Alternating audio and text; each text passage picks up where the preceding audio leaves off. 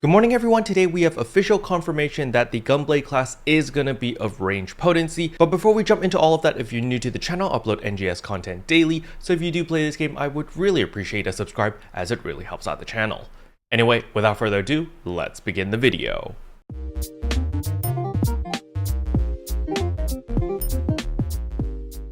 So as we can see here, announcements, new Gunblade weapon category scheduled for release in April 2023. We're happy to announce that the new Gunblade weapon that will be released in April 2023 update. The first thing they're adding is Gunblade Potency Increase. A ranged weapon potency increase for the Gunblade will be applied in all NGS blocks. And on top of that, Gunblade weapon icon color. The color for the Gunblade weapon, including the weapon camo, following the April 2023 update will be changed to blue in all NGS blocks.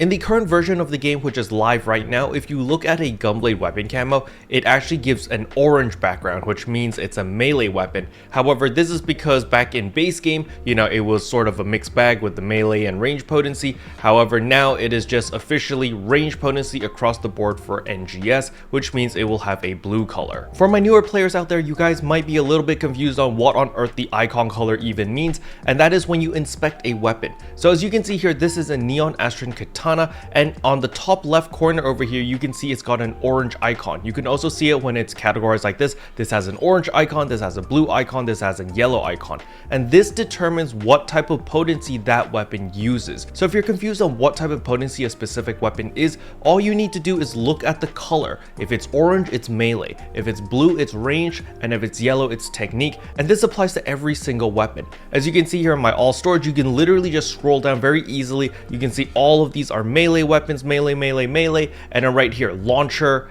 twin machine guns, bow. These are blue, so that means they use range potency. Down here, yellow, which means these are all technique potency, and then back to orange, which means they're back to melee potency. So it's very easy to tell what type of potency a specific weapon uses simply by looking at the color of the icon. Alright, so now that it's set in stone that the Slayer class is going to be range potency, if you want, it could be a good time to start building your armors. So for most people, I would still recommend the Ajax armors because it gives you 3.5% all across the board for all potencies. However, if you want to go super glass cannon, the Keroppi armor is still better because it does give you 4% potency, but just keep in mind that you are getting the damage resistance minus 5% over here, and on top of that, you are also not getting the 30 HP as well as 5 PP increase that the Ajax armor gives you.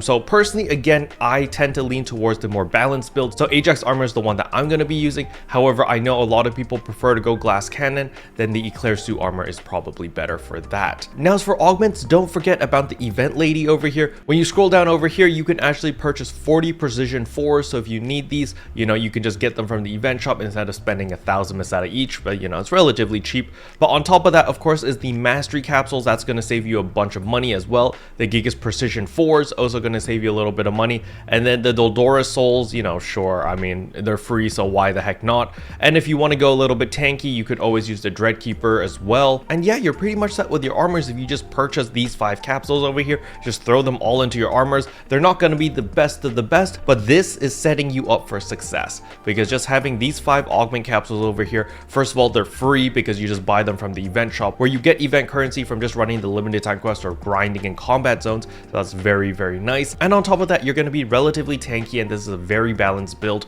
So yeah, you can't really go wrong with these augments right here. Special thanks to all the members for supporting the channel. It really means a lot to me. Thank you again. But yeah, that's all I wanted to cover in today's video. Hopefully you guys found it helpful. If you did, I would appreciate a like and a subscribe, and I'll see you guys in tomorrow's video. Bye!